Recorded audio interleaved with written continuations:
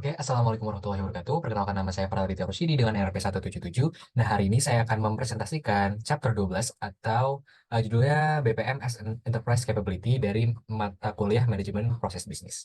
Nah, langsung saja. Di sini kita akan menyajikan berbagai metode dan teknik untuk identifikasi penemuan dan analisis. Langsung aja kita masuk ke barriers to BPM success atau hambatan untuk keberhasilan BPM. Di mana hambatan umumnya itu ada fokus tunggal pada metode dan alat BPM, bukan pada tujuan bisnis. Nah, yang kedua ada keyakinan bahwa BPM itu adalah salah satu-satunya sumber kebenaran. Dan yang ketiga, proyek BPM ini dikelola sebagai silo yang terisolasi dan ketidakmampuan secara keseluruhan untuk berubah. Nah, kita lanjut ke the six success factors of BPM maturity atau faktor-faktor keberhasilan BPM maturity. Nah, ini ada 6 faktor di mana saya akan menjelaskan di slide selanjutnya. Nah, ini ada tabel-tabel di mana keenam sukses itu ada strategic alignment, governance, methods, information technology, people, dan culture. Di mana 6 faktor ini diatur dalam model kematangan BPM yang digunakan untuk mengukur kematangan program BPM dalam suatu organisasi. Asumsi dasarnya itu semakin tinggi kematangan BPM, semakin tinggi kinerja proses bisnis, semakin tinggi kinerja proses bisnis, dan semakin tinggi kinerja organisasi. Nah, oke, kita masuk ke strategic alignment, di mana bagian ini menjelaskan berbagai aspek kemampuan dalam penilaian kematangan BPM. Ini termasuk ada perencanaan proyek BPM yang didorong oleh strategi, keterikatan antara strategi dan kemampuan proses, arsitektur proses perusahaan, pengukuran kinerja proses, pelanggan, dan pemangku kepentingan proses. Nah, lanjut ke governance, di mana governance ini meliputi pengambilan keputusan BPM, peran dan tanggung jawab BPM, sistem pengukuran kinerja proses, standar koordinasi dan pedoman BPM, dan kontrol kualitas BPM.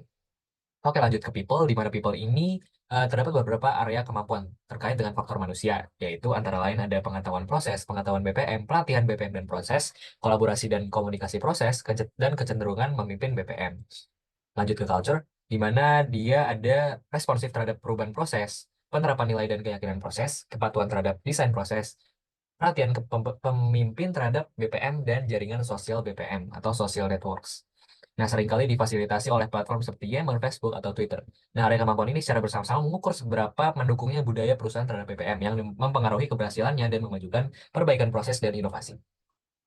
Nah, lanjut di proses, dia ada proses documentation, proses standardization, dan proses performance yang mengukur analisis kerja proses untuk peningkatan yang berkelanjutan. Dan yang terakhir, ada teknologi di mana meliputi infrastruktur, integration, dan support. Nah, lanjut kita measuring process and BPM maturity. Nah, di sini ada tabel patterns of BPM maturity di mana memiliki 5 level dan 3 warna, yaitu ada warna hijau, oranye, dan biru yang akan saya jelaskan di slide selanjutnya. Nah, seperti yang saya jelaskan tadi, ada 5 level. Yang pertama ada level initial, manage, define. Level 4 ada quantitatively manage. Dan level 5 optimizing. Nah, oke, lanjut langsung ke warna-warna yang saya sudah jelaskan tadi, di mana itu adalah patterns of adoption, di mana penerapan BPM metode model pada berbagai organisasi itu terdapat 3 pola pengadopsian utama. Nah, yang pertama ada pola biru, di mana itu adalah high strategic alignment and governance, di mana karakteristiknya itu organisasi mengadopsi pola biru umumnya memiliki dukungan eksekutif yang kuat. Nah, yang kedua ada pola jingga atau orange, di mana itu adalah high methods and IT, di mana di sini tuh didorong terutama oleh Departemen IT. Nah, meskipun penggunaan metode dan teknologi ini berkualitas tinggi, tapi tidak selalu terjadi keselarasan dengan prioritas corporate secara keseluruhan. Nah, yang terakhir ada pola hijau, di mana ini adalah medium people and culture. Nah, karakteristiknya tuh organisasi dengan pola hijau tuh seringkali terpengaruh oleh tata kelola yang berbasis aturan dan serikat pekerja yang kuat. Nah, tantangannya tuh kurang urgensi untuk perubahan, mungkin tak menghambat inovasi dan adaptasi yang cepat terhadap perubahan di pasar atau lingkungan bisnis. Nah, lanjut ke measuring process and BPM maturity ini juga ada salah satu contoh implementasi dari sebuah company, di mana ini adalah example of BPM maturity assessment for an insurance company. Nah, ini adalah contohnya di mana ada level 1, 2, 3, 4, dan 5. Seperti yang saya sudah jelaskan tadi, di mana poin-poin kunci dari penilaian kematangan BPM itu yang ditunjukkan ada peta jalan BPM, pola jingga atau pola orange, dan metode penilaian. Nah, mungkin kalian bisa baca di sini secara lebih rincinya. Nah, saya akan menjelaskan 10 Principle of Good BPM, di mana yang pertama ada konteks awareness, dia memahami konteks di mana BPM diterapkan. Yang kedua ada continuity yang memastikan kelangsungan inisiatif BPM. Tiga ada enablement, memberikan alat dan sumber daya yang diperlukan untuk BPM. Holism, melihat BPM sebagai pendekatan menyeluruh yang mencakup seluruh organisasi. Institutionalization, yaitu mengintegrasikan BPM ke dalam struktur dan budaya organisasi.